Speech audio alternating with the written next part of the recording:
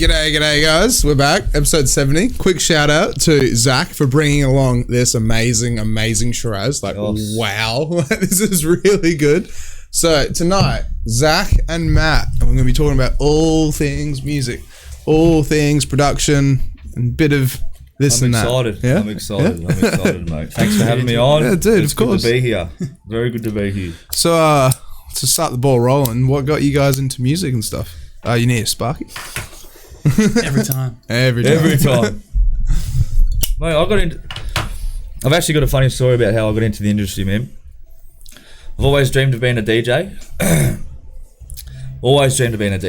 And when Matisse down in Scarborough opened up, I thought, man, these opportunities are not just going to... Well, for one, you don't know how to DJ, so no one's going to ask you if you want to DJ. So I just had a relationship with this the manager there, just said g'day and spoke to her, went there for a few weeks, and I go, look, I really want to DJ here. I reckon I can do a good job and I'll get a mix together. So I went to one of my really good friends who's a very, very, very good producer. And can you do a name drop? Who is this guy? No. Oh, okay, right. Keep it secret. Not worth it. You don't want it name drop. On the DL. Yeah, sorry. And I said, okay, man, I need you to make a mix for me so I can send it into the club. Yeah. I choose a song. I knew I always had an ear for good tunes, right? So I sent it into her. The manager plays it. She calls me. She goes, man, this mix is unbelievable.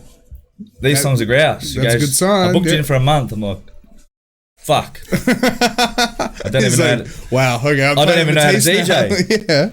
So, look, a lot of DJs will probably hate this. They'll love it, whatever. So I went and bought a set of decks and I practiced for about 3 weeks non-stop. And what decks? CDJ 900 would have been at the time. Yeah. Nexus? I think they would have been Nexus. Yeah. Damo, look them up. Well, they definitely would have been Nexus because any series before that, I wouldn't have known how to fucking practice properly. Yeah, you know back in the white.eq. Yes, really ridiculous. And I I remember rocking up to Matisse. There they are.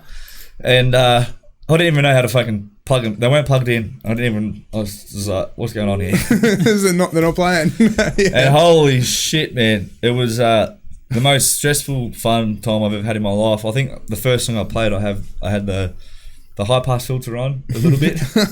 No one's like, bro. I'm like, where's the bass? Shit. Just teasing it out. Just teasing it out.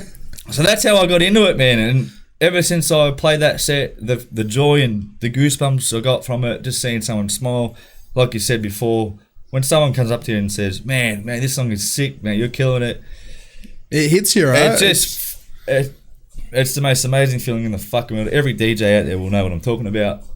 And that's how I got into the scene. And then that gave me the confidence to walk down the road and I spoke to the guys at El Grotto.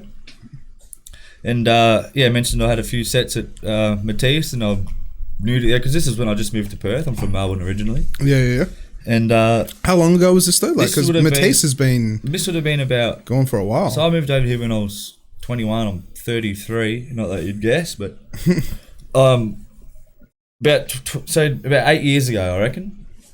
Was that when Matisse was around? About there? Yeah, I think so. Something like that. Yeah. And eventually that joint shut down because I'm not here to put people down, but they did a few things wrong there. And I can back you up on that. Like the paddle pool was just like, it's a good idea, man, but glassware. I was playing a set one night and all these guys, people were having fun with the music, was playing good tunes, everyone was throwing balls around and no one was cracking the shits and these bouncers were just picking them up, throwing them out. And I walked off the decks where I was playing. I'm like, man, you got to stop doing this, man. This joint's going to fucking crumble. Everyone's having fun. And I got an email about 3 days later saying, mate, we don't need you here anymore. Oh. And it was just a lesson learned. Well, that's it. Sometimes you have to keep your head down. Even though shit's going on, sometimes the best thing you can do is just like... Absolutely. A major lesson for me, that one. Yeah. Like, it's not unknown for places like not even in Perth, just like around the world where security just got like, they've just... they've got some sort of chip on their shoulder in a way. They think they're some sort of hero for being too, like, you know, power hungry, I guess you could say. And we're like, nah, he's drunk, but they're just having a good time. It's like, nah, he's drunk, let's get him out. And then a fight occurs and all sorts of shit. I think it's one of the most important things to a successful club is the security. Yeah. And the vibe, and the vibe, because they create the vibe. They have a major play in the vibe of the club. Yeah. Security. Like if you go to Melbourne, where I grew up, man, you can get as fucked up as you want, man. Enjoy the music. As long as you're not hurting anyone or, you know, they feel for your safety, man, happy days. That's it. And that's what it should be, right? Like if someone collapses, then it's like get in and help out. Yes. But if someone's starting to fight, then also break up the fight. But if people are just having a good time and they're a little bit too tipsy, who cares? Like, mate, 100%. But then there's alcohol laws and all that kind of shit, I guess. But and things are getting more and more strict. There. Yes, absolutely. Social media and all that kind of jazz. It doesn't It's a bit ridiculous, So but So then after Matisse, what happened then? Like, so Matisse, I played at El Grotto, and then another important lesson there. I was I spent a lot of weeks, obviously because I didn't really know how to DJ properly. I took the time to prepare and, you know, get the set list ready and have everything in key. And I played a great set. I had a lot of people come up to me and say, mate, this is epic, this is Greyhouse, and a few beers, everyone partying, and I dropped the Justin Bieber remix. But it's a remix though. That's the thing as well, right? Still Justin Bieber though. Yeah, I know, but like everyone went off. yeah. But it's the owners were like, yeah, no thanks. I'm like, fuck. But that's how it can be though as well, which is also ridiculous. It's hard because it's like what I was trying to say to you as well before. Like I played at a pub not too long ago. And just because I played Ed Sheeran and I played this and played that and actually like managed to get the crowd going and enjoying it at this pub, wasn't their vibe. It's just like just house music. And it's like, people gave me high fives. Like, doesn't that translate to anything? Man, like I said, the whole joint was rock, and I was like, man, I nailed that. Yeah. And then they were like, I just didn't get a call back. And but that's it. It's like they, at the end of the day, they're the ones that call the shots. 100%, and they've created something very special down there. Yeah, and hats off to them. Yeah, El Grotto is killing it. Whoever they are doing a fucking unbelievable job, because that is not easy. Right, that is not easy whatsoever, and they're killing it. Hats off to them. If they want to give me another chance. Yeah, by the way, if you're watching, guys. But yeah, no, it was good. And then obviously, just through people that I knew, and they've seen that I started the DJ and my passion, just talking to people, you know, they get the vibe, and I just started to get booked a bit more with another good friend of mine, Andy, I mentioned, who was a big part of the scene back in the day, and he started to book me on big festivals. Well, big. Oh, for me they were big, you know. Patrick Topping was playing at them, John Course, and that just ignited the flame. And like I said, you can't explain to people who've never been there behind the decks when you're playing a song and you're like, you tee it up, you're like, this is gonna be, and everyone just goes, and it is the best feeling in the world, man. It is the best feeling. It just connects the dots and everything just happens. And it's hard, but it's definitely it's amazing, and that's why I keep doing it. So what made you want to get into DJing and stuff then? Because like, did you just kind of just go, nah, I can play at Matisse? Well, what got me into DJing, man, was going to I suppose like everyone, when this would be a lot probably similar to a lot of DJs out there. You used to go to festivals back in the day, and you see the big guys like Tiesto and David Guetta and all those type of people. Yeah, and you just see them control, 20,000 people. The masses, yeah. And you're like, fuck, that would be cool as shit, I suppose that's what got me. And the song that got me in was, do you remember Ministry of Sound? I'm addicted to drums and I'm a slave to the dark. Yeah, I know that song. That is the first classic. That is the first house song. I was like, what is this? Because before that, my brother and sister, I was all about Kings of Leon back in the day, Nirvana, Spider Bait. Just the old school rock. Old school, stuff, man. Yeah, Grinspoon and everything. I remember being in primary school, this little Maltese kid, God bless him, Sean, I think his name was. He's in techno. I was like, yuck, disgusting.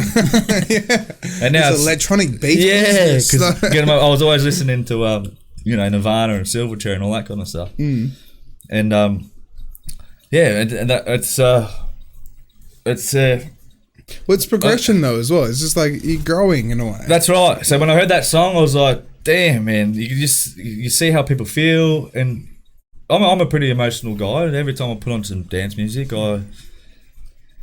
my mind goes to a different place, and it gets me going, and that's why I continue to do it. And well, it's like with a lot of people as well. They just get in the zone. You're just like party time. Yeah, party time. Yeah, for sure, man. Yeah. And you can understand why a lot of people would quit because you're not doing it for the right reasons. And I had a battle with that as well because I got bullied in high school. I got bullied hard, and I suppose me wanting to be like them on stage has definitely would have had something to do with me being bullied, a bit of recognition. I want to be cool because I never, I, like to back that up as well. It's like I was bullied in high school and stuff like that. And when that happened, it's like when I first, because I was in Bustleton, when I first moved to Perth, and I kind of realized, it's like, wait a minute, I've never been here before, and like, stayed on campus kind of thing, or like met any of the people that are going to be here. Why don't I just try and be social and just try and get my name out, not get my name out there, but just have fun and just make sure everyone else is having a good time. Yes. And the thing is with that is it's like, with bullying, like even though it's a controversial subject. Man, it shaped me. But that's it, right? Yeah. It helps shape you into who you are. Yes. And it's like with all this shit going on in primary schools where you can't bully people or do this or do that, it's just like, then how do you, like your kid's got to grow and adapt and learn. Yeah. It's a very touchy subject. It is, because, it's obviously how much empathy do you have to people now that because you're obviously bullied? Yeah, that's it. Like honestly, like empathy would be fucking huge. I can imagine. Like every time I go out, I just want to try and make sure everyone's having a good time. Everyone, no one misses out. Like even the house. You don't want anyone to feel anyone like you did. Pardon? You don't want anyone to feel the way you did back exactly, in the day, yeah. because it was fucking the worst feeling in the world. That's exactly it. Yes. And it's like it hits home when I see someone, like, when I'm out and about DJing or playing out and I see someone not having a good time. And it's like, I'll try and get them on stage or try and do this or offer them a drink. You're going to make me cry, man. Yeah. But it's all about uplifting, not downlifting. Mate, on the way here, I stopped the traffic lights and this guy was holding up a cardboard box. I've actually got his number. We can even try and give him a call if you want. And maybe he was why not go to plan? And just I hate, like you said before, you don't like seeing people down and upset or whatever. And he was holding up a cardboard sign and it said, "If you got any work," man, I got a big pile of dirt in my backyard. I stopped and I go, "Mate, what's your number? I'll give you a call tomorrow." And man, and you could be helping change his life almost, maybe if he's like really looking for work and you can give him a spare buck kind of thing, and then he can maybe go off and do something. Yeah, hopefully exactly. Not spend it on drugs or anything. Well, I've been there before when I've given some guy in St Kilda when I was back in Melbourne. I was getting some groceries and I walked out. And he got me because I'm a carpenter, I'm a builder by trade, and he had work boots on. I'm like, oh man. So I felt this connection to him. I walked down, I gave him $50. Alright? We went for a few drinks. I come back, I'm like, "Yo, what's going on?" He's like, "Yo, what's up, man?" Obviously spent it on a big cask of wine. I'm like, I did it for the right reasons. You know what I mean? At least he had fun, bro. Yeah, that's it. That's it. What do you do? So you're a carpenter by trade first. Like how many years did you do that and stuff like that? That was all I ever dreamed about, was being a carpenter. I remember taking apart my mum and dad's vacuum cleaner and all that type of stuff. It's all I ever dreamed about. Yeah.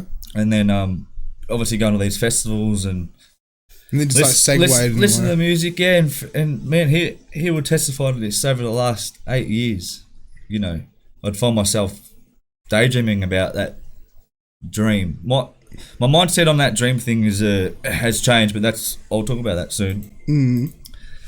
I always thought about it, and I'd find myself being in the car after work, putting on a good tune, and then getting out of the car and feeling upset because my mind would go to this place. Yeah, you get in the zone. Yeah, and then it stops since like the atmosphere's gone. And then you get out the car. It's like you're filling up fuel. You got to go back to work tomorrow. You know what I mean? So it's like, and that was happening over forever, and it's like, mate, well, what are you gonna do about it? Because your life's perfectly fine. You got a good family. Yeah, you got money coming in. Everything's mates, fine. You got a job. Yeah. You're healthy. Like, either do something about it, or stop daydreaming. So that's when I got in the studio and started the journey. And I'm still on it. Always will be on it, and that's Well, it's a good thing though. Yeah, it's hard, but as long as you enjoy the process. The thing I was saying about the dream, I decided to not think about the dream and just enjoy the process, which made it a lot easier. Well, that's exactly like honestly, like enjoying the process. It's like what you said before. Like, you know, you'd want to, if you could, play to Tiesto or something, like not play to Tiesto, but play something like what Tiesto's doing. But at the end of the day, it's not that it's a pipe dream, but it's so hard to get there. Yeah, but if you just enjoy the process and have fun whilst you're doing it. Yeah, well, and if you do get there, it's just a cherry on top. That's exactly because it. if you dream for that and you get there, then what?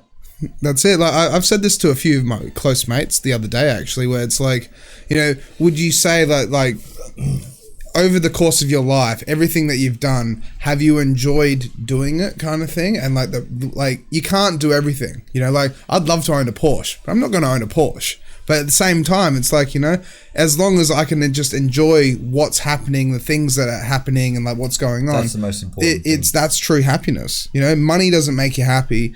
Being extremely, you know, wealthy, or, you know, doing this or having multiple places or touring around the world, just being able to be content with what's going on. That is the ultimate fucking goal, my friend. Yeah, and that's it. It's like, as you know, like as long as you've had fun along the ride and you've had bad times, you've had good times, you've had intermittent times and this and that, and like, you know, you've had relationships lost or done this or done that. That's it. You can't have good times without the bad. And if you just have positive times and then it's like you get hit with a negative and it drags you right down. Oh, you're gonna get booked the main stage one night and you're gonna be like, fuck, now what do I do, man? That's it. Yeah. But if you just enjoy the process, like we talked about before, networking, creating friendships, having fun along the way, and if you do eventually get booked with that, you know, amazing gig, you're gonna be like, fuck, man, how good, I'll tell you what, you're gonna appreciate it a lot more. But then you do, like for me, I'd be looking at like, what's the next step now? It's like, okay, I've done that, or I got booked for that. Where can I go from here? Yep. And just like, you know, you never stop setting goals in a way.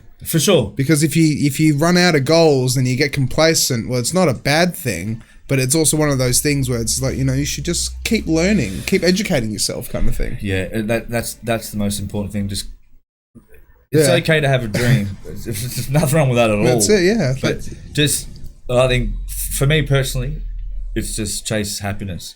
Yeah. Just be happy. Try and be happy every day. And that's what I was battling with a lot at work. It's like, man, you're upset. What the fuck? You know? Do something about it. That's it. You got to the revelation, like, wait a minute, I'm going to do something about it. And the revelation, and this is how I started this brand. The revelation, right, was, so I won't go too deep, but the first girlfriend I ever had, right, when I was about 20 years old, I got over in about 2 months, 3 months. 21, 22 years old. Young kid, don't care. Next one took a bit longer. Next missus took a little bit longer. And then about 3 years ago, I just hit rock bottom hard. Bad. Like really, really, really bad. And you come to the realisation that just partying and, you know, like I said before, being in the car and daydreaming, it all just got to me so hard. So I had to make the call. Man, you're either going to start this brand, keep focusing on the music, or, like I said before, your life's not that bad, bro. Like, it's okay. That's it, yeah. You're not at rock bottom, but like you felt like it. Oh, yeah. But you weren't, though. No, like, not at you all. had money. But you had it's very, this, very had difficult to process. So just quickly as well, Matt, how do you come into the picture? He's sitting there. He's in the picture. He's been in the picture the whole time. That's it. Don't worry about that. So how did you guys meet and what's the go? So I started music 10 years ago now. Coming out of high school, used to play in bands and stuff. And then moving to Perth, go to uni. Yep. I realised that I didn't want to play in bands with anymore. Like, everyone's back in Bunbury doing their thing. Yeah. So I started doing like my own solo music and stuff. Really got into electronic music, and that's where we met, was doing electronic music production class at SAE. Is that any good? How was SAE, do you guys reckon? It was good back in the day. My first memory of this motherfucker, right? In class, right? Yeah. So the first lesson, right, at this EMP course was EMP? What? Electronic music production. Okay, yeah. Was to download a MIDI pack from anywhere. I downloaded, I think, Blue from L65. Yeah. All right. What a classic. And everyone had to play their song. Yeah. All right, and everyone was not too bad. Mine was like, like it was pretty bad. I look over to this bloke, and he's got all this automation. And like his computer was just filled with all this tech. I was like, what the? He lasted. How long did you last in that course? I finished it. Oh, you did finish it? Then I went on to the next course after that as well. Oh, yeah, I was just like, man, this What, guy... the advanced diploma? Or? I did the degree. He's a degree in music production. He's a freak. Wow. He's a freak at music production. Dude, Like, it's worth having. Like, I wish I had that knowledge. man, but I've been making music for 10 years, but all I do is just put a loop together. I mean, I know a lot about music production, but I've got, like I said before, I've got, I think, 1,560 unfinished tracks. Yeah. See, it's the same thing with me though as well. It's It's- like I've been DJing for like 10 years, and I'm professional, and I love. I know the ins and outs of how to make music work Yeah. together and this and that. I sit down in front of a computer, I just can't produce. Like, Yeah. I literally just try and make a loop, and like that's Yeah, see, we're the complete opposite. So I went down the road of, if you want to be booked like the Tiestos, you need to make your own music. Yeah, Right. that's it. Yeah, And it's my accountant actually pulled me up on this. She goes, because I'm very, very close with her. She's doing everything for my business. And I said, I just want to make music and DJ. She goes, why? And, man, it took me about 6 months to answer it, right? Because the why was, I had to get deep about, being bullied. I wanted to be cool. So, I mean, you don't want to DJ and make music to be cool. yeah, that's it. Yeah. You know what I mean? Yeah. So, but whenever I found myself in the studio making music, it made me feel unbelievable. You know what I mean? You put a kick and a snare together. When you love music, like, that sounds the best. You know what I mean? It doesn't matter what the fuck. To you, that's the most amazing. So I was content and happy. My why was, I'm comfortable making music. Hopefully I can make a song one day that someone can smile to as well.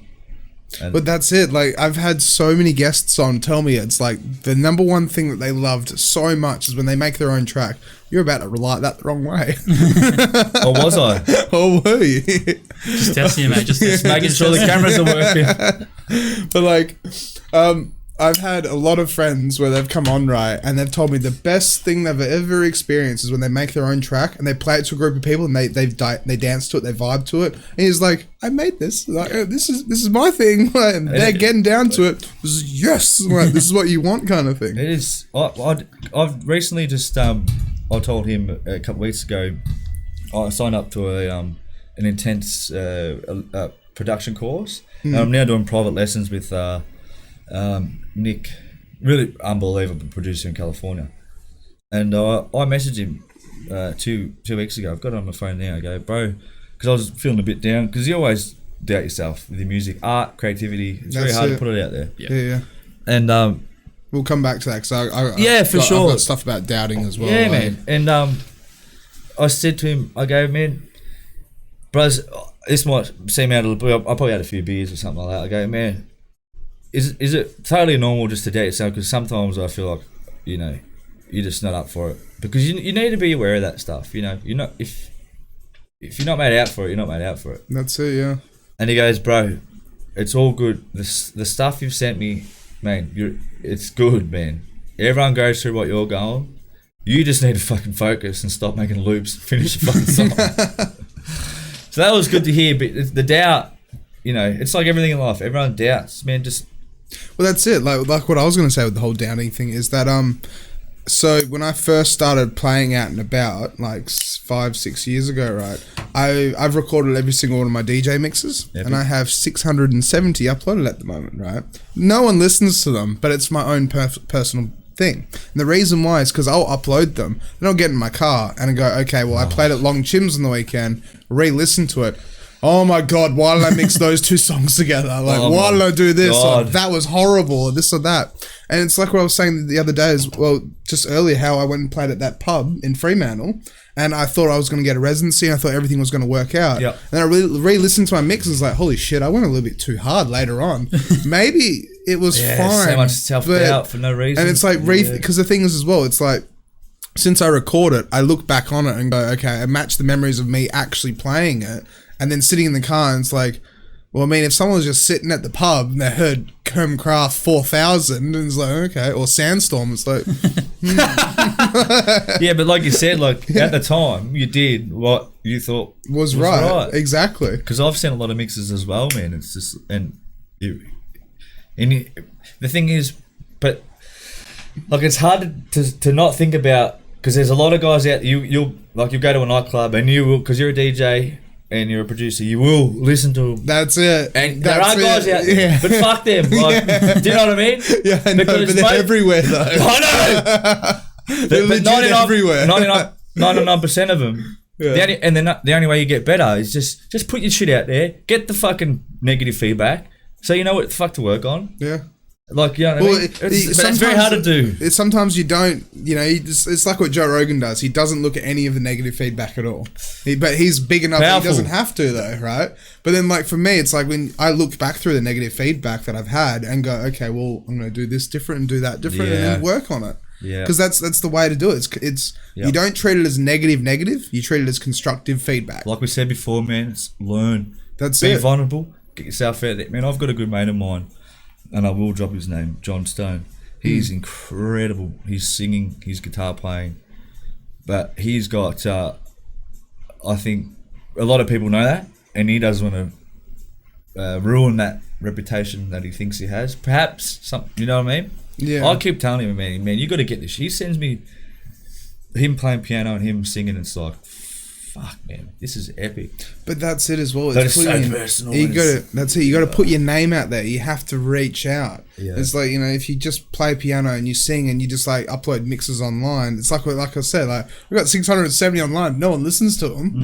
It's like I try to promote them, try to get them out, but no one gives a shit. And it's like, okay, that's how it is. And but it might take. What'd you say? 600 what? Oh, it's 670. Yeah, it might take 675. Yeah, and then maybe not. Yeah, but like we said, as long as you enjoy the process, it doesn't fucking matter. And that's exactly it. And it's all for my own personal benefit in a way. Because that's when you know you're on the right path. Yeah, you're not trying to prove. Yeah. But I also use that as a resume as well. So that way it's like I can go and ask to play somewhere and be like, well, I played here though. And it's like the list just keeps going on. But, it's one of those things. That's what, when people ask for my resume, I'm like, well, I've got like 1,500 unfinished songs, but I don't want to show you because they suck. So with the production and stuff like that, so you guys met each other through SAE and the course was kind of alright. Did you finish it as well, or? I had a bit of a family issue, and so I had to leave the course. But the guy teaching the course, I became good friends with, and this gentleman, like we said before, we can't mention his name. Yeah, that's all good. He was. Well, he'll attest to this. Yeah. His technical ability was just. He used to write tunes for Guy Sebastian and all that kind of stuff. Oh, really? Yeah. Freak. And we became great mates, and then obviously he was in the studio a lot of the time, and we connected, and we tried to start a record label, and shit went south with him, and we always knew that we were both genuine, and I've been messaging him for fuck how long? Years. Every couple months, I get the fucking courage to go, bro, let's do it. And then I'd make a song, start, but it's over. Yeah. And then but you got to never stop trying, though. As I said, like you got to keep pushing, keep trying to reach those goals. And it just got to a point, where I just like, fuck man, I'm gonna start a brand. It's gonna give me the courage to just get my music out there. He knew I was on board because I've been testing him for the last few years. And he jumped on board, and that's the journey that we're on right now. Yeah, it's the best. And so, what is the brand like? So it's Dramas None, and so elaborate. Tell us a little bit about it. Give us a look. Well, the most important thing is Dramas None. There's no such thing. Everyone's got dramas. Everyone's got dramas. Like I said before, I got bullied like a motherfucker. And after I the last breakup that I had a couple of years ago was with a Switzerland girl that came over to Perth. Oh. We weren't even really together, but it was just a massive fucking band-aid on something that was going on. I called my sister, bawling my eyes out, and I said, and she goes, mate, this is the third time you've called me after your breakup, and this one's really bad. There's something else going on. So I had to really peel back the layers. And that was hard. Very, very difficult to do. So... But it's also one of those things as well. It's like if you can understand what's going on and why you're feeling like it. Like I was talking to a friend the other day about it's kind of whack. Like I just bumped into a train station. We ended up having a 3-hour, not even a D&M, but she's a counsellor. Epic. And it was just talking about like, you know, why people do people things. Or it's like when something happens and then it's like how much it affects you and learning to understand why it affects you. Like you said, peeling back the layers. But when you peel back the layers, you figure out like, wait a minute, like... Yeah, but it's very... When some layers you peel back, you've got to be like, holy fuck, man, you've just been lying to yourself for a few years. That's it, you blow your mind. And that is very difficult, especially in my case, when I was getting bullied, I tried to prove myself, and like, all of a sudden you look in the mirror and like, man, you fucking loser, like what the fuck?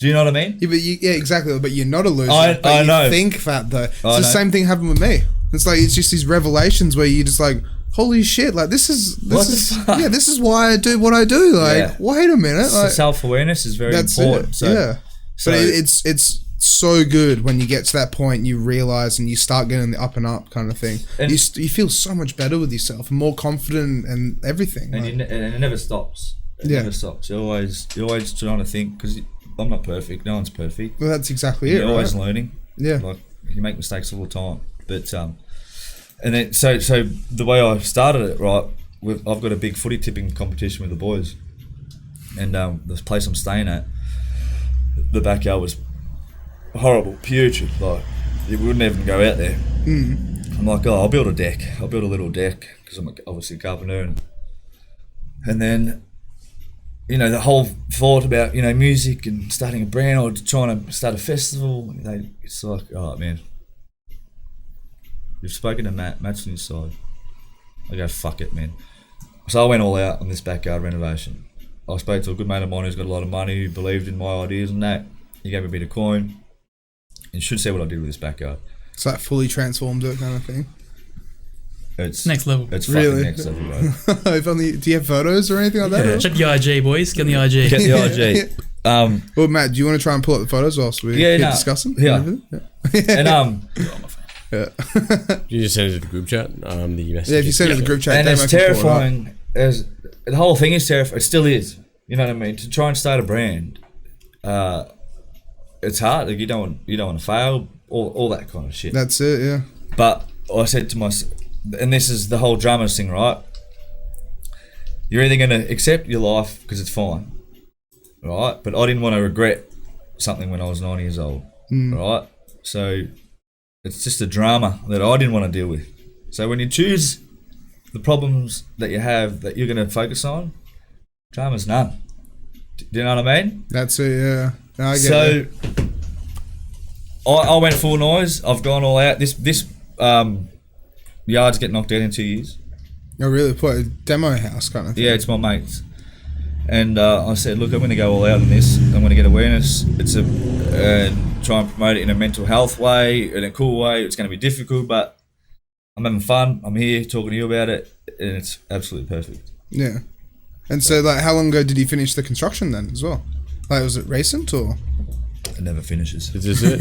It just keeps going. That's the one. Is one of it. All right. It's Pretty nice. That's pretty good. So To go Go right to the bottom.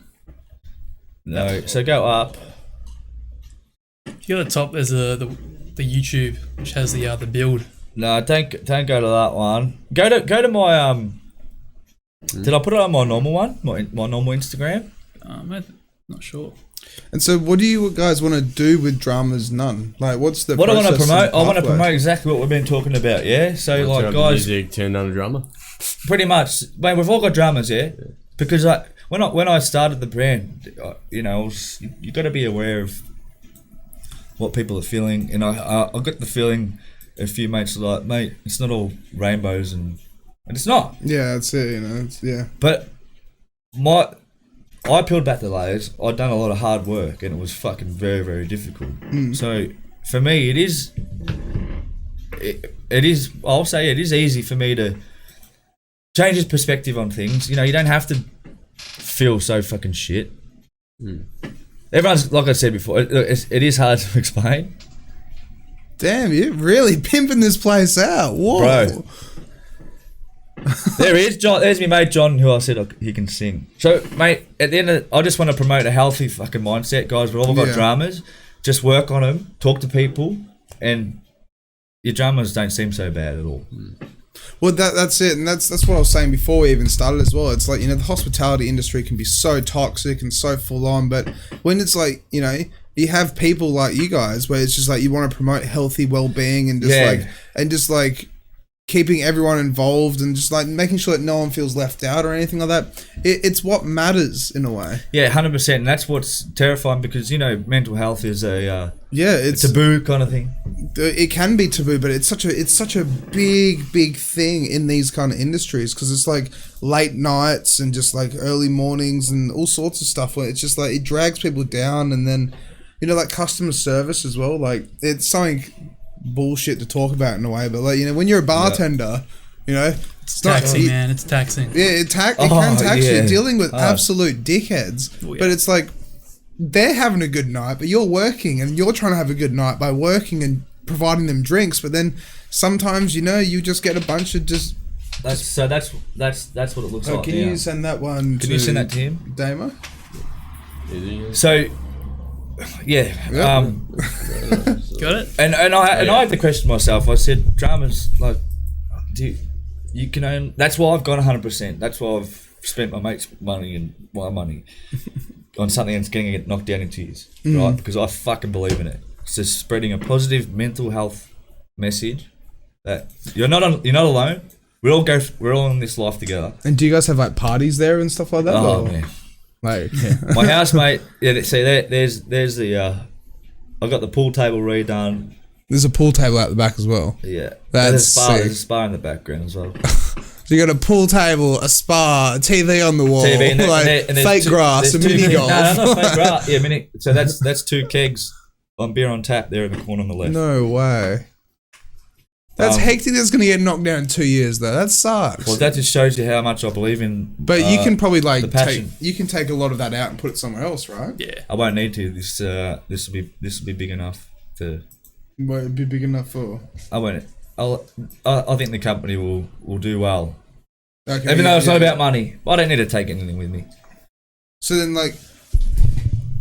So you with the company you want to try and like run some events? Did you say as well, or like I want to do everything? Just you want to do everything? Yeah. That's what I mean. It's a very ambitious thing to try and promote mental health in it, like to have people wear your merchandise and hats and all this stuff and be really associated. You know, no one's going to go around and wear a Salvation Army t-shirt. That's it. It's yeah, cool. But they know about it. But they fucking should. Yeah, they should. Yeah, that's it. Yeah, but they. Yeah. So I'm trying to make it.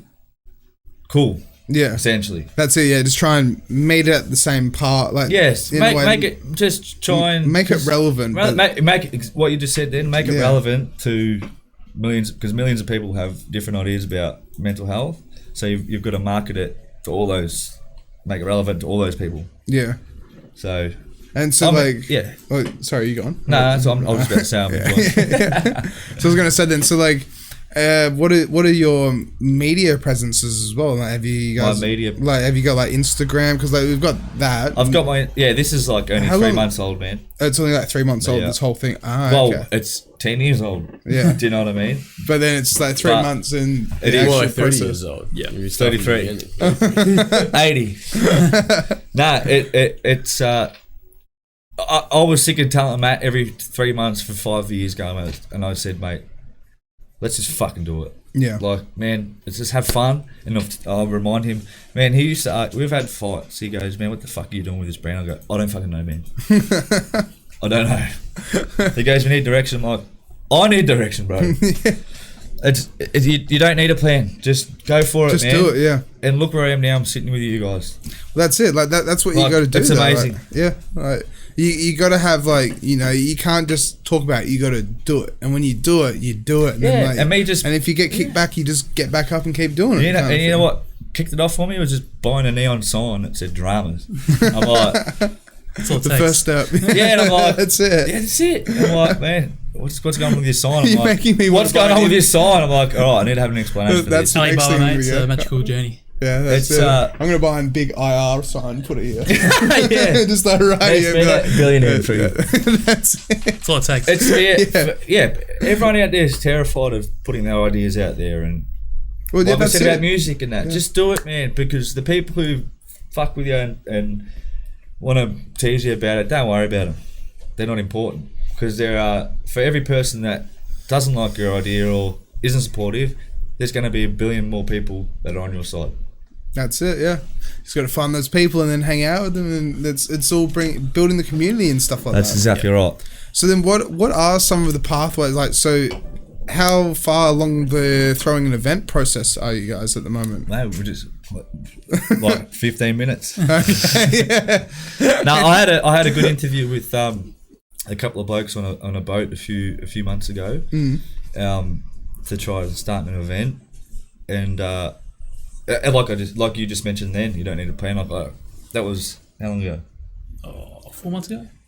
I know everyone messaged me going, mate, you're going to start a festival. And it's like, shit, I put too much pressure on myself. Yeah. But sometimes the pressure can be you good just though. plant the- It's you just plant the motivation. seed. Yeah, That's it. You just speak about, just talk to people, man, because like I just said to you, we should start an event. You're like, fuck yeah, let's do it. And Well, it's a great way to try and get the Just- awareness just out talk. and get your name out Yeah. there and get the brand out there. Be and just vulnerable. that's it. don't be worried about failure. Because Well, that's it. It's- everyone fails, man. They just don't tell you how. That's exactly it. It's like the first 5 episodes of this shit, when we were doing this, man. well, it's just like, Nothing. That's what I Did said you need to a you. plastic table. yeah, we had plastic tables. and that's why. just, What was the first thing when I said when I walked in, man? I said, man, I'm fucking so proud of you blokes for doing this. Well, thank you. But it's just like now that we're 70 episodes in, we're kind of 70? Yeah, this is episode 70. Yeah, Joe Rogan, what's up? Coming for you. yeah. Hopefully, Yeah. fingers crossed. But But, yeah, it's still the- early. I'm not. It is still early. I've got yeah. ideas. You know what I mean? Yeah. It's just and gotta- I'm just enjoying it, and I've got an absolute legend by my side, And- helping me out. And that's like you said, find the people, get a good team around you. Yeah. That's it. You always need a good crew. Yeah. And if you've got a good crew, then they can help bring people, and then like you can like that's the thing. What I've realized as well with throwing some parties recently as well, where it's like if you've got a good group of mates that can invite their mates, then usually they're kind of good people as well. They're not they're not run amucks or this or that. But then Yeah. it's like you can actually start throwing There decent might be one parties. And person that rocks up that you chat to that can change everything. that's it. Yeah. But you'll never meet them people unless you just do something. Well, that's what I've always said to people as well, where it's like, and my guests, it's like when one door opens, it's like kind of self-reflect on that door being open, but then realizes like, well, 3 more doors could open now. You need it. But then you got to figure out which door you're going to go through. Like, you don't go through all 3 doors because you're only one person, but you figure out how to That's important. try the and get through reflection. Because Because if you keep going through the doors, that you're just gonna get lost and That's completely it. fuck it up. That's exactly. You don't just sprint through the doors. You think about it, Which like, I have done before when I played Justin Bieber. Yeah. Straight But through that it's door. part of the learning curve. Exactly. Though. That's the thing. That's the biggest thing Exactly. about it. And I've learnt a lot from Matt. Heaps. Like he would never realise what I've learnt from him. Yeah, you're a good teacher. Apparently, yeah. But that's why it's so important to have good people around you, man. And, That's and I'm saying that you don't understand the power you have to improve other people's lives without even saying. Just be there and listen, I guess. Yeah. You know what I mean? That's it. So you guys are also saying how you're making an EP or you've made some music? Mate, or I've been trying to make an EP for 10 years. But then didn't you say you were helping with the ghost producing kind of? Yeah, so It's some. we've been getting something together. Cut that. I like I said, I know a lot about music production. He knows that I do know a lot about music production. If you ask me how to, clean up a snare and make something wild, I'll tell you how to do it. But it's probably got something to do with my ADHD. Well, I've got it as well. So And like I've got a lot of solid ideas, but you got to focus.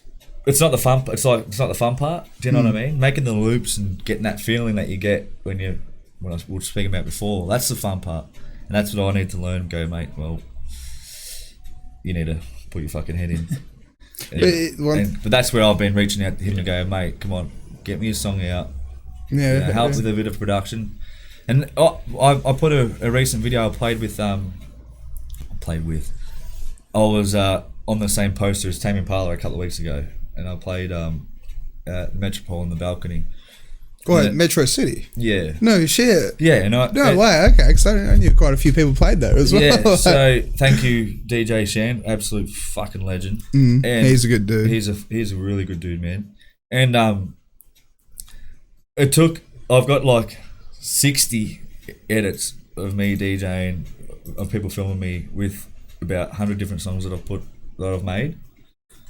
I'm like, Matt, just choose one, please. Just put one out. I don't care if everyone hates it. I don't care. So I put one out that I made, and man, I got like 10 comments, fire, like, happy days. Is it on SoundCloud or anything? It's like just that? on a little Instagram video that I've put out on a reel. Okay.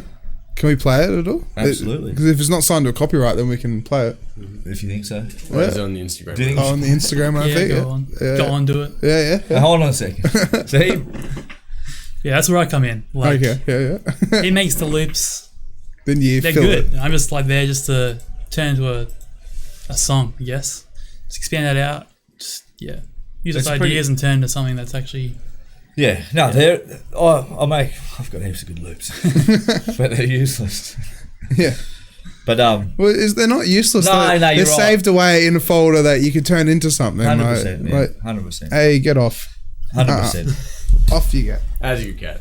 But yeah, that's probably why I've focused more on it's why I've gone so hard with the Drummers None brand, like, because if I was so passionate about making music, I would probably spend 100% time doing that, even though it makes me feel amazing. I'm spending all my time, every second of the day, thinking about this brand because I think it's important. It's a good positive message to spread. Well, that's great. That's the right mentality, honestly. Yeah. Because you got to... Or I'm just making an excuse for being lazy. And not doing something. But that is the truth. I do. My biggest dream ever is just to have one song out on Spotify. I don't care if it gets any plays. That's what I've always thought about ever since growing up. So that'd be good. So hurry up. And then, so with your production as well, Matt, like after you've done the degree, like have you got any music out and about as well? Technically. Bro, his music is fuck up. I've gone on a journey. On a journey, yeah. Yeah. I've released a lot of different things and a lot of different names. Yeah. And no one should know what half of them are. But then, like, with the progression of that, though, like, have you ever wanted to, like, because, like, you guys are doing it together, but then, like, how far would you guys want to, like, segue and push it? And his music's completely different to mine. And Yeah. I've got like most of an album sort of done. But just needs the finishing touches. Yeah. What genre and stuff like that would you say? It's pretty like dark tech house sort of stuff. Yeah. Like well, that's in, so it's what's in it. Would you agree with what we're saying before about the pressure of people liking it, being successful? Is that why you haven't done it? Or you want to, have enough money to market it properly, sell it? It's partially that, partially a bit of both. I don't want to just half-ass releasing it and then just like sinking and just going nowhere, not listening to it. Yes, I want to do it properly, so it's like.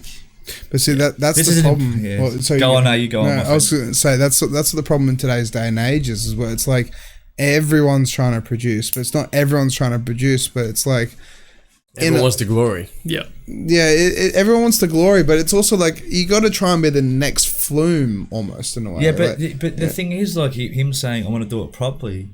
I forget who it was. I think it was the drummer for Nirvana or something like that. He goes, "Man, if you got good music, it will get heard. Just put it out there. That's it. You have. You don't have to fucking have it." I'm totally agree with him. I'm like, man, back at it. Spend $1 million to make sure it gets heard.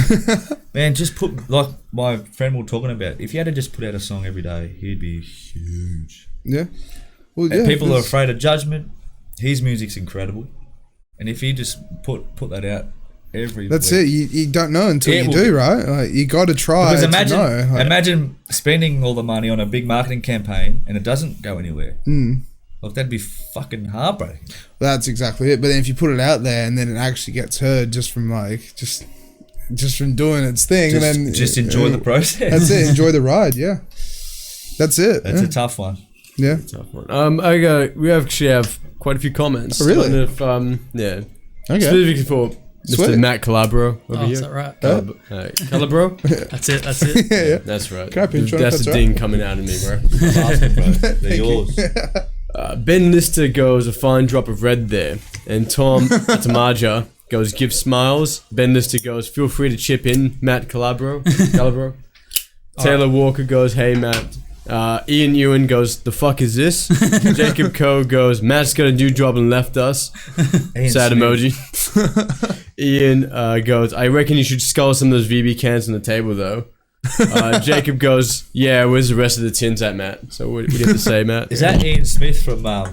No, it's not Ian. It's Ian. This sounds Ian like Ewan. the work crew representing. Not Ian Smith. Oh, work crew Cheers, boys. represent. I don't want to scale cans. I'll get too deep. As you both have a fucking drink. Nice. Okay, very nice. There we go. Alright. But yeah, that's the journey, boys. Just starting a brand, just concentrating on music, and look, if it all goes to shit, which it's not going to go to shit because it's just all learning. Yeah. I'll put the tool bag back on. And happy fucking day. That's it. You just, But I will you never just put the keep tool going. bag back on. Never put the what back on? The sorry? tool bag. What about when you have okay. to do renovations to the old deck? I'll put my tool bag. Yeah, that's You got it. me there. But yeah, it's hard. It's life. It's difficult. It's difficult for everyone. That's it. It is hard, and you're not just talk about it because you're not alone. But that's it as well. It's one of those things where it's like if you try and work two jobs, then it's hard to try and like, I was talking to I went and did a DJ cricket match a while ago. I have never done it before. Right? I've never even watched a whole game of cricket before. Right? And I sat down like Maybe anyone DJ. has. It was pretty full on. Like cricket's pretty boring. But there was the old weatherman from Channel 10 who was doing the actual announcing from it because it was like it was a Dulux paint activation cricket match. So it was so whack. It's like a sponsorship thing. So they got this guy in from Channel 10, right, who's retired now, and all he does is just like does commentary and talking to him, and like he basically just said like, when you go and do like a full-time job, sometimes it's not that you forget your passion, but it's like trying to balance things, and it's so hard doing like a 9 to 5 every single day, then wanting to do things on the weekend. But when you want to go and do the things like your hobbies on the weekend, then other things get in the way, or life happens, or whatever it is, and you forget about that and focus on your main career in a way. Yeah, but that's not to then say you like, get reminded of how you felt before. Like that's what I struggled with. I was partying, so I used to be the last one of the session every time. Yeah. And it started. That's a good thing. Yeah, it is. You're ready to kick on and keep going. It is. But when you get a bit older, yeah, it's like, why are you big? Why do you want this to last so long? It's because you don't want to go back to reality, I guess. You know what I mean? You want that happiness to last forever. You know what the session like with the boys. That's it. Yeah. So, yeah, that was something I had to. Well, see, I had the same thing as well. Like when I used to go to Capital and Amplify every single Saturday for 4 years. And then Death Disco wound up, and I'm like, what do I do now? Like, what happens now? Bro, like, I was just like, I don't go clubbing anymore. Like, I haven't been in a nightclub in like 2 years, 3 years or something like that. And they stopped about 2-3 years ago. And it's like, it upsets me. It upsets me big time because it's such a big part of my life. Yep. And just I was looking for the weekend and I can't wait and this and that. Yeah. But at the same time, it's like now I have to try and figure out some way to replace that. Yeah. That feeling, that emotion, and it's just putting more dedication into my work, I guess you could say. Yeah, why can't that excitement that everyone has for the weekend, why can't you feel like that all week? And that's tough. Well, don't get me wrong, that's fucking hard to do. Yeah. But it's good but you though. can try. Pardon? You can try. That's it. You have to try. If you don't try, you don't know. And when you do pull, push the button or pull the cord, whatever it's called. When you do it, it's fun. It's like you get proud of yourself for trying and just have a crack. Yeah. You just gotta, 100%. Yeah. You gotta give it a go. Got to give it a go. So then with your DJing and stuff like that, what are some of the... Because you know how you said like when you went and played at Matisse, you were like shitting yourself, but you're having so much fun at the same time because it's just like you just like, okay, big club time, like it's Matisse. Half of it was sing.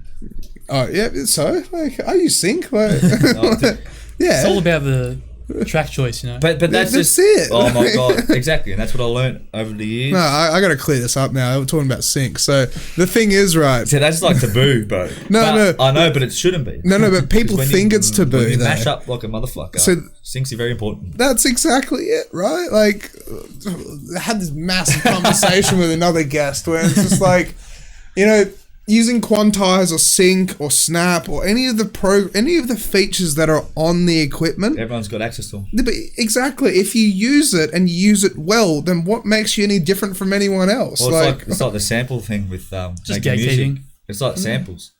You know what I mean? We've all got the same access to samples. Yeah. Right? Well, kind of now. Like piracy is a bit down the Yeah. drain. But, you know. But you know, like Splice and Yeah, you know, that's it, all yeah. that, you know, like don't complain because someone's put a sick guitar sample and made a cool, you know, bass onto it because you could have done that. That's it. It's just like exactly like what Rob Swire said. Rob Swire tweeted a while ago where it's like all the new dubstep and like electronic DJs, producers out and about at the moment, all they do is they get a splice sample. They just change, like they just find some sort of preset and then they change a few knobs and it's make their own sound. We just get inspiration from it, man. That's it. Inspiration. You hear a nice little guitar riff, you're like, I want to use that. But it makes like someone like that tweeting Rob Swire from Pendulum, that just makes him Huge. sound like an old man almost. Yeah. Because he says that it's like, no, these bloody kids, they're not making their own music from scratch. But it's like, well, if it's accessible, why not? Everyone's got the same access to it, man. So Yeah. And that's what I mean. Like Doesn't this make whole any thing with sense. sync, it's so bullshit. It's like, look, anyone who's watching, right? I'm gonna call them out. Verse me in a DJ battle, right? Verse me on fucking back to back, and I'll use my equipment, right? And I'll use sync, and you don't use sync, and then I'll show you guys how to do it. No shit. No Like shit. it's I mainly use like an APC to DJ, and that's just all quantize and buttons and shit. that's it. But like, if you can use an APC or you bring your own equipment, Yeah. and then someone's just like, oh, you're Sue DJs, but it's like, no, but dude, you're doing something different, Yeah, I like used to think against the that. I curve. used to think Like, someone would set up a laptop, you know, they'd watch the needle, make sure that I'd be like, oh, cheating. But that was a long time ago. It's like, no, fuck up, idiot, mate. well, like, here's one for you guys. You know the Empire of the Sun, right? When they first started getting huge after their Australian tour, right? They came back to Perth because one of them lives here, right? And it's the guy that always wears the blonde dude who wears all the fucking makeup and shit, like, right? Yep. Basically, he was DJing at Capitol and he had 2 MacBook Pros set up, right? And so all he'd do is he had iTunes set up with Empire of the Sun tracks, and when one song finished, you press a space bar on the next one. Wow. He didn't know how to DJ. But he produced music to be able to tour Australia and I tour love the that world guy. and this and that. But like literally, he's just got 2 MacBook Pros set up. Well, that was like Martin Garrix when he first That's- Avicii when he blew up. He got lessons off Tiesto because he didn't know how to DJ. That's it. Yeah, it's all. Who gives a fuck? Yeah, it's Like all, someone's having fun on stage. What the That's Shut exactly the fuck it. up, man. But there's this guy as well over east named Dugong Jr., right? And he just DJs off his laptop. He just literally has a USB into RCA, right? And then he just plays off a tractor off his laptop using the keyboard shortcuts. That's brave. That's what I mean. There, I gonna see say, this guy and I was like, "You're my hero! Like you've got balls!" and Like, you've got other people sitting there going, cheat. It's like, yeah, that's it. It's just like people just go, oh, like, you got to use the industry standard, or you got to do this and you got to do that. But the thing is, though, it's like it's just playing music. It's playing to the crowd and it's having a good time. That's what matters, really. Yeah. It's what really, really matters. like we said before, mate, it's just all about being happy and enjoying the process. That's what I'm saying with this toxic bloody culture, because with the toxic culture, there's so many people that, oh, don't use controllers because it's cheating. Don't use laptops. I used to be don't that use guy. sync. It's like, I used to be that guy. well, like, I've I never bet you go been back to that guy. vinyls, bro. I bet you go back to like DJing on vinyls if you're Well, so that's it. fucking It's high like and mighty. Play people. some real music. They just play Yeah, outdoors music. see, well, they're like the big, like Carl Cox and all that. They don't, you know how But they Steve did it- Aoki, throwing cakes all over the stage. Yeah, that's exactly all those it. old school guys. They fucking hate that. Yeah, but that's also the But same who thing with cares, Steve man? Aoki. It's like They're Steve- pleasing fucking 100,000 people. That's it. If Steve Aoki throws a cake at someone and they end up hurting their back and getting put in a I wheelchair. take that back, Carl Cox. I'm fucking sorry, man.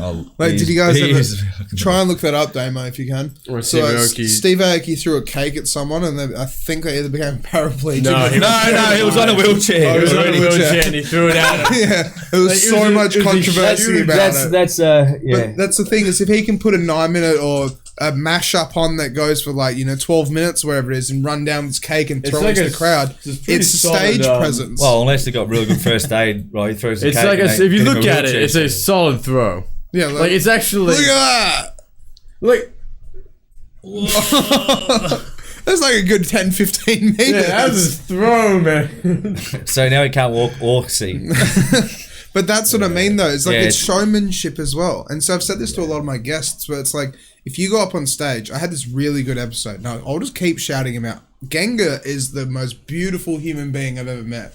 He's old, right? He's like 30, I can't remember, 34 or something, maybe, right? Mid-30s. Yep. But he's been DJing for a long, long time, and he put it in black and white, whereas if you go up on stage and you're not having a good time, the crowd will not have a good time. If you go up on stage and you have a great time and you look like you're bouncing off the walls and bouncing around having fun, then everyone else is going to be like, well, he's having a good time, I want to have a good time. That's something And I it- learned, yeah. And it's the representation in a way, because you're getting paid to be able to create a dance floor. You got to keep doing your thing. But trying to, it's hard to do, especially when you're insecure as well, like being on stage and rocking it out. It's definitely so important, because I used to go to nightclubs and watch people and like, man, that DJ's so boring. Playing good tracks, but just standing there. It's like, man, come on, get your fist up or do something. It's so important. You got to have fun. It's infectious. That's it. Yeah. That's exactly it. It's infectious. But if you're just standing there pressing play, Yeah. people just sit there like, what the hell's he doing? Yeah, Like, and then that's it's right. like, you know, with people like us that go there and like, I can hear the crossovers fucking up. Like, but what then is you this get- guy doing? Yeah, then you get the guys that are like, when you're on stage and you're running amok, and there's people there going, No, why aren't fucking you settle doing- down, bro. Yeah, Like, that's it. Do your job. Like, why are you running around doing this and doing that? you can't please everyone. That's exactly it. Like, you know, I've heard stories where I had a kind of acquaintance, right? But like, he'd always get on the mic, and he's like, we used to call him the DJ of, we used to call him the Skrillex of Perth in a way, because like it's like every 3 songs like, yo, Capital, Yeah. you having a good time? It's like it just ruins Yes, we the are. vibe. Stop asking. But he like every time he get booked, he'd bring like 70, 80 of his mates or whatever from school and this and that. So it's just like they're just like, yeah, go, you're fucking sick kind of thing, like, because they get into it. But then once again, all the other DJs and all the promoters are just like, dude, you're using the mic too much. Yeah, I'm pretty sure the guy from Tomorrowland a few years ago got in trouble for that, because he just kept getting on the mic. Yeah, on the main he's got to be stage. careful, yeah. And if you're it's playing like, at places bro, like that, shut like, up, man. You having a good time? Yes, you asked us 5 seconds ago, bro. But so with no dramas and stuff like that. So, what is the timeline for it at the moment? Like, where do you want till I to? die. Yeah, yeah. But like, what's the next step though? So the next step is we've got merch coming out. The designs are just about finalised. Yeah. We've got all these hats coming out, corduroy hats, t-shirts. The online store's ready to go. I've just got to send that to my designer. Yep. And then I'll launch all that. I've got all these packaging getting designed from China, make it an experience and all that kind of stuff. I'm going all out. I'll do it properly, and and then start putting out some good content. Hopefully, I can put some of my music to it, and Yep. So it'll Just be the grow it all together. So it'll be the merch, the branding, and then the content, and then yeah. No, that's the way to do We've got it. a Yeah. bit of backlog of like YouTube videos ready to go. We just Yeah, gotta we've wait got for a it all lot to, of like sync content. up a bit. You know? Yeah. And so then, when would you guys would you guys do a launch for it or anything like that, or? I think we will. Yeah, I think yeah. We'll start a festival for it. Yeah. Nah, yeah, definitely. But that's another scary thing for me. Just take the organising a next- party. yeah. To launch something, and it's but. It's a lot easier than you think, but Oh, no. at the same time, it's like you get butterflies. Oh my god! Like Yeah. you got to try and get people to come For and do this sure. and do No that. one's gonna but- come. Yeah, for sure. But then you think that, and then it turns out it's like 80, 100, 200 people rock Crazy. up, and you're like, yeah, That's it's a exactly good right. night. That's exactly right. It's just man. like with me, I threw a house party on Friday, and I honestly thought like 15 people rock up. It was like a good solid 40 throughout the whole night, and I don't remember a single thing. that is That's a good perfect. party. Yeah, That's a great party. Yeah. It That's was a epic. very interesting party. But no, I'm definitely I will definitely do a launch. I'm playing this week at the casino, the mansion they call them. I think it's like 20 grand a night. Justin Bieber and that stay there. No shit. So I'm playing with a saxophone guy there on Saturday Nice. for some private guy. My mate Willow, shameless shout out, WM Network Group. He's been looking after me a big time, and yeah, that's the one. That's where I'm playing. No way. So we've been talking for a couple of months to Whereabouts is that? It's at the casino grounds, man. So there's like 2 big mansions there, in like right next to the pool where no one really knows. It's where all the Sort of rich and like in famous. between the Crown Apartments. and the No casino. way. So he set me up with that gig, and he's hooked me up with the BBC Entertainment guys, and he's going to throw a real big party for me. Well, hopefully you come. Yeah. If you invite me, I'll go. I don't know who you bump into at places like that. That's exactly right. But that's it though as well, right? It's a networking. It's getting your name out there. And so like, for example, for me, like the Petition and playing at Long Chim's, like I love that place so much. I get to play there once every 3 weeks. But the networking, the opportunities, the people I get to talk to, it's the state buildings kind of thing. And it's just like, for me, like that place, it just holds somewhere in my heart. Because every time I go there, I get to play Van Morrison or, just classics like Eurythmics and stuff. I don't get to play Party Dancing Queen or this and that. It's very, but it's a different vibe. And being able to go and do that, it's just like, give out business cards and do this and do that and just network and socialize. Yeah, that's right. And have the best time ever doing it. That's exactly it. Like you probably be partying until the early hours of the morning at a place like that. Like you'd hope so. Could you imagine just giving this all up and going, oh, it hasn't worked, or are you gonna how long will you do this? For me, till I drop. Like literally like till I drop. Perfect. Like my mentor, he's almost 50 and he's been doing it since he was like, he was in a band with his brothers ever since he was, I think it was 17, 18 or something like that. And it's like, the way that his music life has progressed is just astounding. It was just the biggest inspiration on me to be able to go, well, you've got 2 kids, you're 50. You're still doing it. You're still doing it, and you're playing at the biggest places in Perth. Like, yeah, man, that's incredible. Yeah. And it's, as I said, like, I was just in the right place at the right time, managed to meet this guy and his brother, and then they just took me under their wing. Yeah. And then I was just so lucky. And I saw the opportunity. You put yourself out there. That's it. Because when I got the opportunity to go to Capital Nightclub every Saturday, I thought, well, I'm tired tonight. Like, because what I would do is I'd go to work at the Flying Scotsman, be it glassy or something like that, right? Yeah. And finish at, 11 o'clock midnight. And it's like still picking up glasses, cleaning up people's puke, this and that, whatever. And then I just think like, well, I could go home, or I can go to the nightclub until 5 a.m. and stick around till 5 a.m. He'll drop me back off at my car, and then I'll go back to Coburn. I was living in Coburn at the time. But I just thought, well, when is this opportunity going to go? Like I could be doing it this week, but maybe next week it could stop. Yeah. And then I did it for a good solid 4 or 5 years, and the people I met, the socialization, like everything was just so worth it. And that's where you got to look at it. It's like what I said, the doors. You see a door opening, you're like, you don't want to kick the door open, but you want to be like, okay, let's get this door open.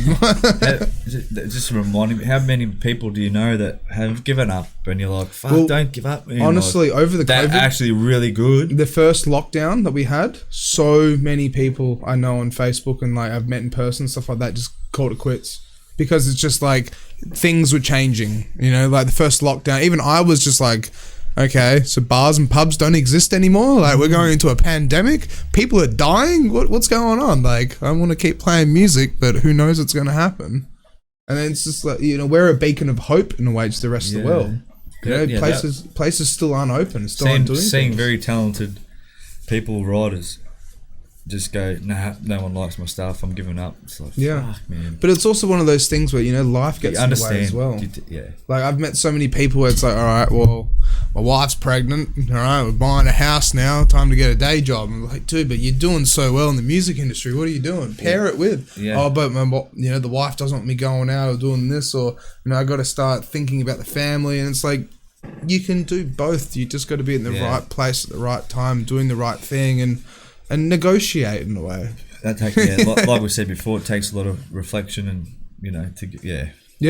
Because it's not that, like you said, you're having a kid, the wife, it's not easy to just be like, fuck you, I'm making music, bitch, you know what I mean? You can't do that. You can't do that. That's it, you can't But you can negotiate. Yeah.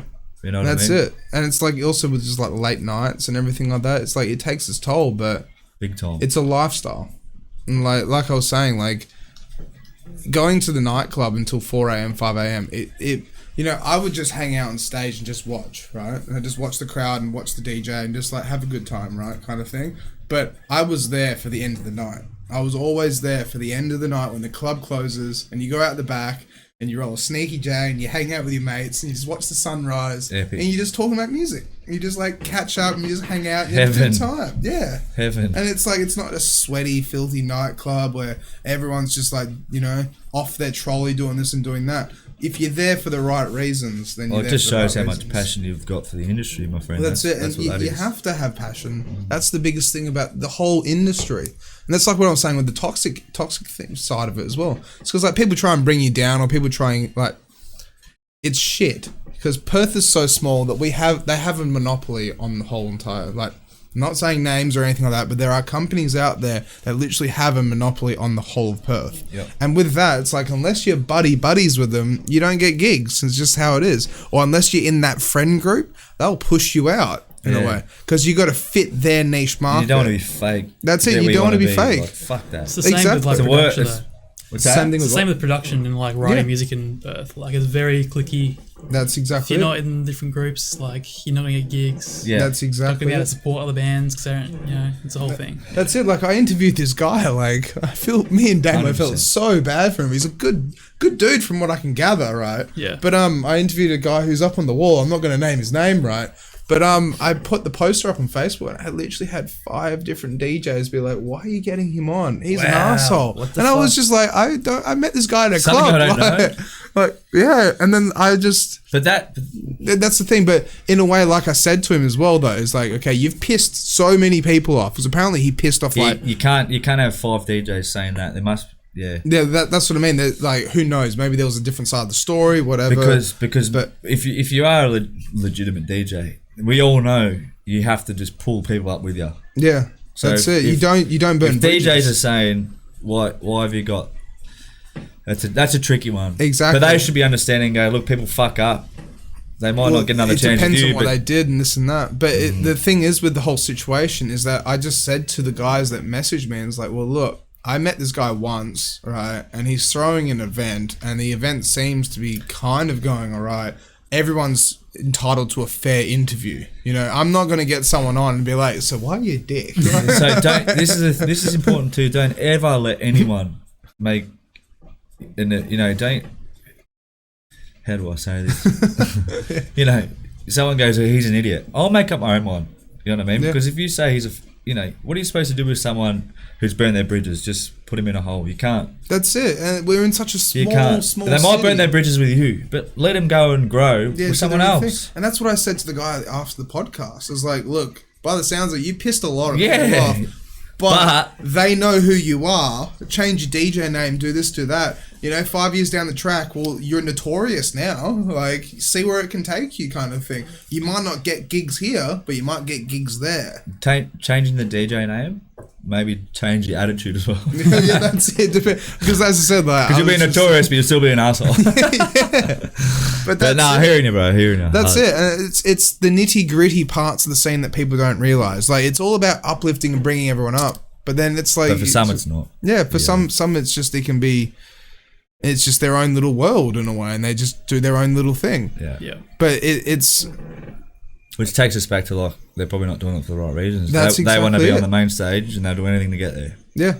And so like for me, right, I don't think I'm ever going to play festivals or this or that. I'd love to play festivals and Who get wouldn't? like a little lanyard that says VIP wouldn't? and this and that. But I'm happy playing at Scarborough Beach while playing Dancing Queen. Mate, I'm happy playing a silent disco with fucking 5 bouncers watching. Yeah, that's it. Yeah. Happy days. As long as the thing is, as long as you're getting gigs and you're having a good time, That's right. you're enjoying it, and like even if some people come up and give you a good high five or whatever, it's the emotion, the feeling, creating memories, It's and your just life. having a good It's time. you. Yeah, Being happy. that's it, and that's why I do this. That's why Inspiring. I try to be. That's good, man. I try to be a little bit. You're doing very well. But that's what I'm even like going to say to you as well. Just keep pushing, keep going, keep doing your thing, because you never know. Like, it might take you 5 years, might take you 6 months, but you never know. In 2 years, you can be throwing the next Stereosonic. Like, who knows? Like 6 months, me. yeah, 6 months. Yeah. Main stage. Yeah, that's exactly right, man. Who knows? 2 years, 50 years, 100 years. Just Yeah. enjoy it because you never don't. Yeah. That's it. There's no destination. That's It's exactly it. It's just the process. And the last journey. thing you want to do is like when you're 70 years old or 80 years Yeah, old, and you I look regret. back and like, Fuck. why didn't I do more? Why didn't I do this? Why didn't Why didn't I do try and that? start a brand? Yeah, that's it. Why didn't I try? Why didn't I put my songs out? Why did I make so many fucking loops? It's yeah, you're right. You're 100% correct. And it's the way that it's the nature of the industry as well. It's because it's like the people that want to do the most will shine amongst the rest. It's just like with any industry, you know.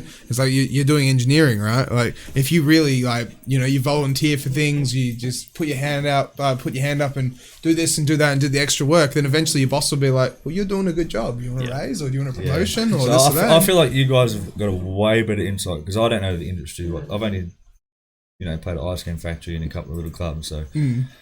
You've definitely got a way better insight to how it all works around here than I do, that's for sure. Well, as I said, it's all just network building. Yeah. And it's all about being a good person as well. Because the last thing you want is someone to spread, that's the other... you got one person to say, cut him, and you'll never get a gig. No, but it's just Chinese whispers as well. It's like someone says one bad thing, and then it goes one of the reasons why I started this as well. And the reason why is because I started playing at Lucy's Love Shack when that first opened. It was Old Amber. I did the first 7 weeks, Fridays and Saturdays there, right?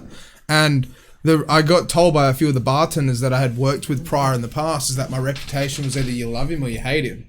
And I was kind of I like that though. No, but I was like, you love him or you hate him? Why do people hate me? Yeah. And then I just kind of thought, well, I'm not gonna have a DJ page where it's like synthetic and it's not fake, but. You know how it is with DJ pages sometimes where it's like, it's not who they are kind of thing. It's not the face. It's like, it's some picture of them in front of 300 people and they've got their hand in the air. Or it's like a small video of them dancing on stage and doing this and doing that, but they don't say anything. And it's like, no, fuck this. It's like, I'm going to have D&Ms on fucking Facebook. I love it, man. That's great, but that's so fucking courageous, man. I fucking love that, man. But it's... a lot more people relate to that. That's it. Like, that's it's inspiring, man. It's good. It's really. That's what I'm saying. You got to put your neck out there because, now that I'm at TAFE doing Diploma of Film and Television with Damo over here, right? The thing is with that is doing this. I showed it to a few of my teachers, and they were just kind of they weren't blown away, but they were like, I want to segue into that industry if I can alongside the DJing. Because I'm not going to stop the DJing, but it's like, as I said, thinking of the doors. Like, okay, of course, I'm doing this. It opens this door. Where can I go from here and go from there and there? You need to make money. You need to survive. That's it. And that's what sucks. Let's not forget about it. Exactly. Because it's like you can follow your passion, but it's like with DJing as well. Like, people don't see this, but when they see people's pages, they're like, oh my God, they're so successful. Look at their Instagram account. They're hiring out BMWs and Mercedes and taking photos of them and stuff like that. It's whack. I go to TAFE with this girl, right? I'm not saying names or anything like that. She's got 15,500 followers on Instagram, right? But she'll literally go to Bustleton or Dunsborough and she'll hire out a Mercedes for the day.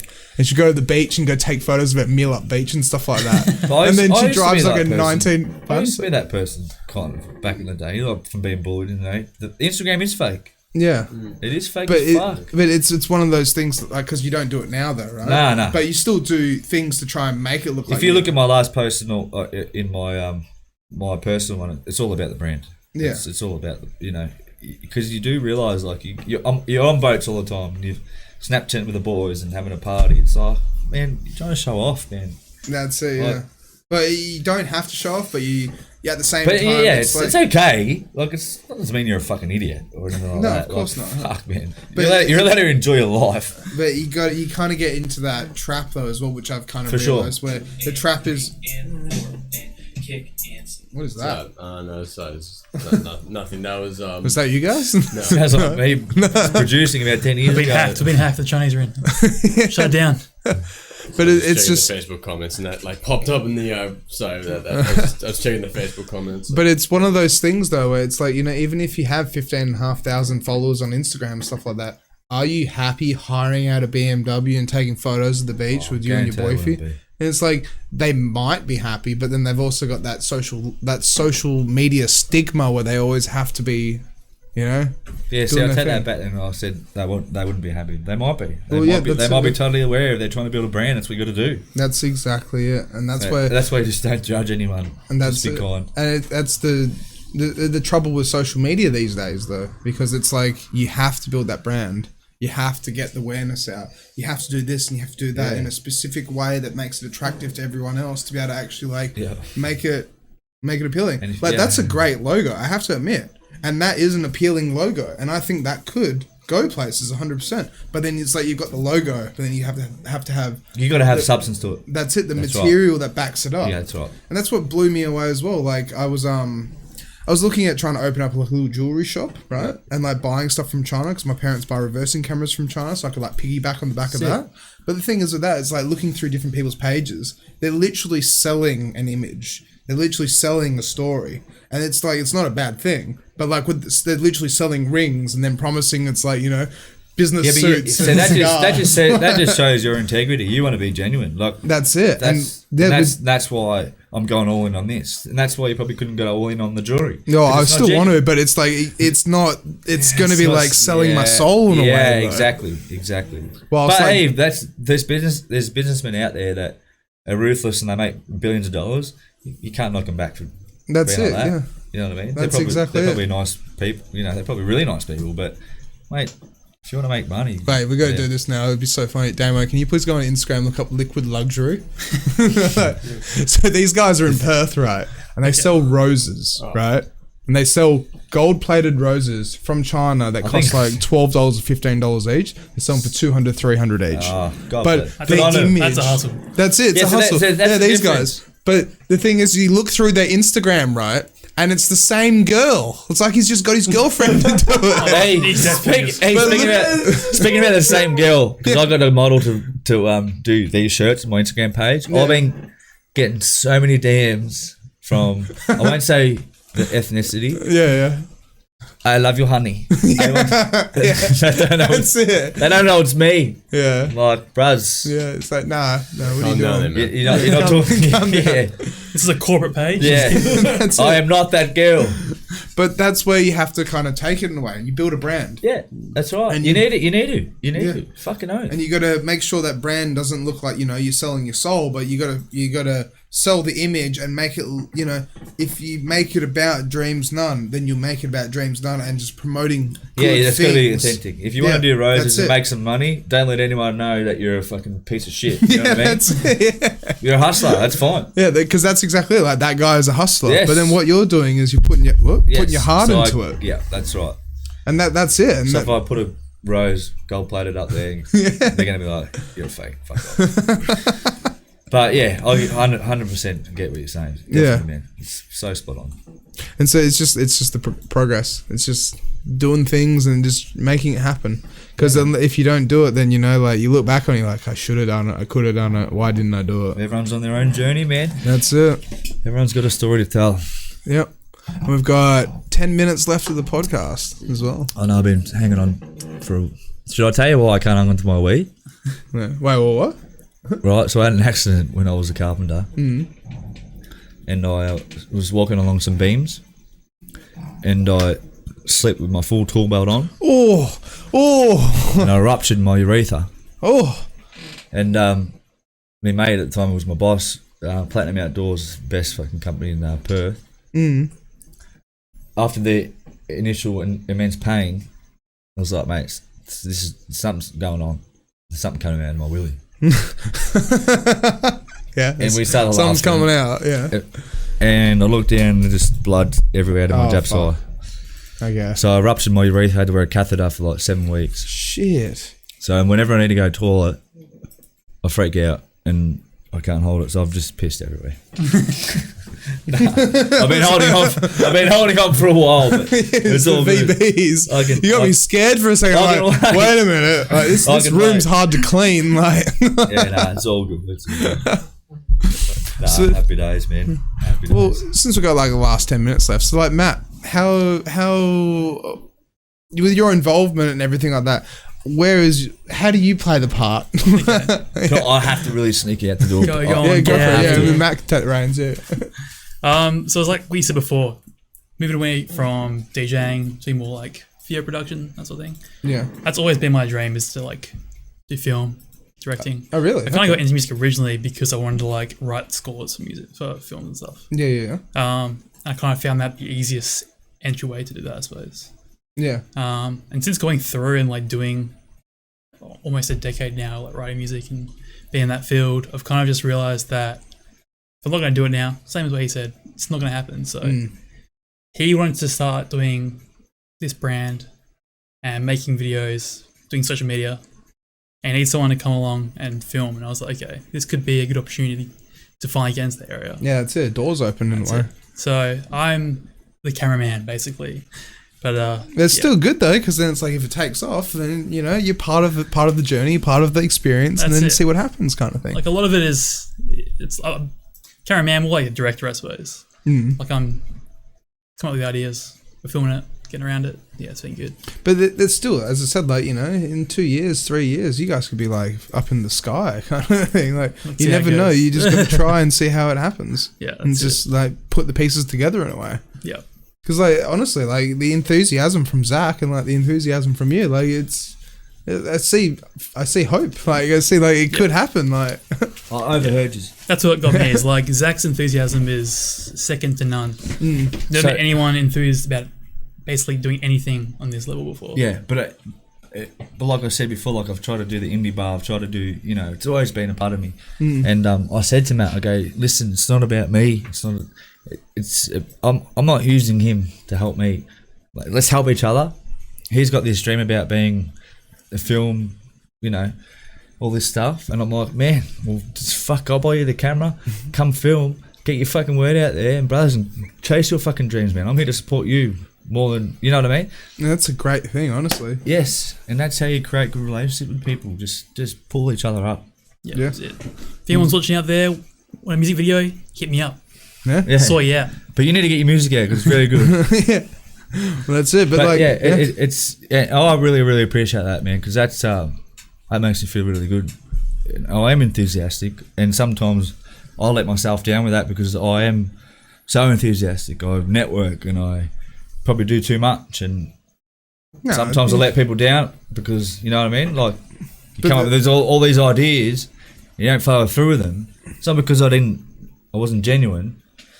It's just trying to do too much, and yeah. But that's it though. Like, you know, I'll level with you guys as well. Like, it was one of the last things. Like, just before COVID happened, I had a mate of mine who's like, let's open a bar. And I'm like, okay, like that's, I don't know about that. And all been there. Yeah, it's like, I'm trying. 4 times he was just like, no, let's open a bar. Like, we're getting drunk together and having a good time. And he's just like, no, let's do it, because he's worked in bars his whole life, and he's helped open bars and run bars and done this and done that, and he knows what he's doing. I've seen that he knows what he's doing. I've seen him run a venue by himself and no one else is there, open and close kind of thing, right?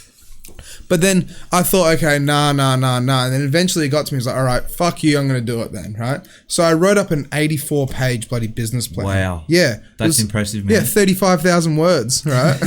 And 84 pages sounds way better than, like, I don't know. Pictures laid out. Yeah. We went to the venue. Like, we found this venue in Fremantle. It was going to be $100,000 a year. We were trying to line up investors. We were literally having meetings where I met up with this guy. Since he's been in the hospitality industry for so long, he knows all these like big players that own bars and stuff like that. Know who you're talking about. Like, and he maybe, but I know what you're talking about. Yeah, you probably do. Yeah, but the thing is, there's like we went and met up with these people, and like I got to hang out with this guy who literally sunk 1.75 in a gin distillery in Fremantle and stuff like that. I know what you're talking about. And there's like started chatting to this bloke and this and that, and then COVID happened. Literally, COVID happened, and when COVID happened, it's like, oh yeah, I just finished this business plan for nothing. And like now the world's fallen over. Not for nothing. But then you would have learnt so much, and that's it. Like, yeah, exactly. Going into the venue, pacing it all out, taking photos, writing up descriptions. This is going to happen. That's going to happen. This is how much it's going to cost. That's how we're going to figure out in the budget. We're going to do this to be able to make it like it's one of a kind in Perth. Blah blah. And now we can use that plan for our bar. Yeah. So not for nothing. Oh, what? Sorry, Matt? That's literally the exact same experience. Yeah. December 2019. Really? Me and a mate were looking at a warehouse in Subiaco to open a brewery. Really? I'm so fucking glad we didn't buy that fucking warehouse. Jesus Christ, I would have been broke. Yeah. But see, the biggest thing about this though is the guy was like, well, I'm going to take the loan out in my own name. I just want you to write the plan and then do because the deal was that I would just get paid an extra $1,200 to $1,500 on top to do the social media, the advertising, and just do the online side of it, and then help out with the bits of the accounts and stuff like that. We'd do the accounts together, but just like be a part of it, but not actually have my name on it. So I was like, well, I mean, if I don't owe someone 500 grand, I don't owe them 500 grand. If he owes them 500 that's a business grand, plan right there. That's it. But then it just never kind of ended up happening. And it's just like one of those things where now I've got, it's like you said, I got the experience behind it. Done my whole life. Nothing works out, but you just learn. That's it. And you just keep doing something else. And learn. And you have people like this around you that they can see that, and they know you're not fucking just trying to come up with some crazy idea out of nowhere. Yeah. And that's it, right? Like ages ago, like when I used to hang out with Nick Mercer and Casper all the time and shit like that. Shout out to the boys. Yeah, I wanted to, shout out to those guys. I love them to bits. I wanted to make a DJ helmet. I wanted to try and be like the next Daft Punk if I could. And I thought, why not? I just thought straight up, it's like if I could try and 3D print, or I could design this thing with like a removable battery pack and like a screen on it, and I could plug a USB into it and like create these visuals on it. No one else has done anything like that. But you've got people like Deadmau5, and you've got people like all these other artists that do that, but they partner with their music. I could just try and do that in Perth and try and get my name out doing something like that. And it's like, get my name out. It's because... Mate, I've thought of that too, wearing a hoodie with smoke coming out. A girl got in the way, and then she turned out to be completely crazy. Everything always gets in the way. It was like, me and her were going to do it together. We're going to make a helmet each, and I was trying to teach her how to DJ, and all this other shit happened, and then it just fell apart, and I just took a different pathway. But that's the thing, though, is like I still tried to stick my neck out to do something crazy like that and build a fucking DJ helmet, and then try and open a pub. But you just never know what could happen. Mate, the amount of knowledge that you would have from all those experiences would be incredible. Well, it's like one of the reasons why I love doing this so much. I do this and I meet so many people and I get to know their stories. And when they talk, you understand. And that's it, and just like back and forth, epic. And it's just like you learn. Really good, it's consistent learning. You're doing a good thing, my friend. Yeah. All right. So, is there anything else you guys want to say before we wrap it up at all? I mean, like we've got Drama's None, and that's coming out soon. Drama's None. Getting the IG, getting the YouTube. When you guys post or and like get it up and going, stuff like that, hit me up, and then we'll get you guys back on. Yeah, no, we'll definitely go back through it and stuff like that. Yeah. And then also I'll help promote all the info if I can. I'll do whatever I can. Super stoked that you had me on board. Yeah, well, really I'm glad you guys came on board because it's a vision that you want to make fruition, and it looks like it's going to be fruition. It's going to happen. Yeah. And, when it does, it's going to be amazing. It's like what I said to Matt before when you went out and chucked a slash. It's like, like in 2 years, you guys could be up there and like, in Perth promoting the right thing, promoting the right health, well-being, mental health. Who's going to be out there with us? Hopefully, yeah. He will. You both will be. That's what it's all about. But it's, as I said, it's opening doors and not kicking them down, but figuring out where to go after that and opening more doors. Yeah, this has been a great experience for me, so I appreciate it. I really do. Thank you, guys. Thanks, boys. Cheers out, some boys. Yeah. Really appreciate it. All right, so, it's been a very good, interesting podcast and great. Talked about, we talked about music, but we did talk about a lot of other stuff. We talked about laugh. Yeah, that's it. Laugh, man. Next time I'll bring my guitar. So. All right, so this is episode 70. And I think next week we've got James Connolly coming on, who is basically Mr. Bartender Perth. He created WA Bartenders, the page, I'm pretty sure. And he's been, I'm pretty sure, Western Australia's best bartender 5 or 6 years in a row. I've got a good person who suggest to come on. Yeah, anybody. Yeah. Honestly, anybody and everybody. And he knows because like real well. I keep getting all my bookings just book up so quickly and stuff like that. That's awesome, bro. But it's just need more people because it's just like you throw it in the bank so I don't forget people and then just try and get through them all kind of thing. Good on you, man. Like legit, I've got like 30 people in the bank at the moment. That's epic. And it's just like, you guys want to come on? Yeah, sure. All right. Can you wait 6 months? Yeah. You'll be on in 7 months. Yeah, that's it. I'll get back to you. I'll message you. I send it. I send it to myself, and it's got a reminder on it. I won't forget you. It just shows you're doing a good job, my friend. Yeah, well, it's something. It's not DJing. It's music related, but it's something else. So, thank you guys so much for coming on. Thank you. This has been great. It's been a good insight. Thank you. Thank you, Damo, for doing your thing. I appreciate it. Have we got any more comments that we can revisit at the end? No, we do not. No. Oh, except for Jacob Cole going smash one for the boys, Matt. Calabro. Yeah. All right, and don't forget, guys. So, got Drama's None coming up soon. Yeah. Pretty cool merch. I have to admit, it's not bad. Thanks, boys. Appreciate it. All right, and we'll see you guys next week. So, Damo makes me wave to the camera, but do. all right, Great. guys, wave the camera. Yeah, the boys. All right, Thanks, catch lads. you guys. We'll see you next week.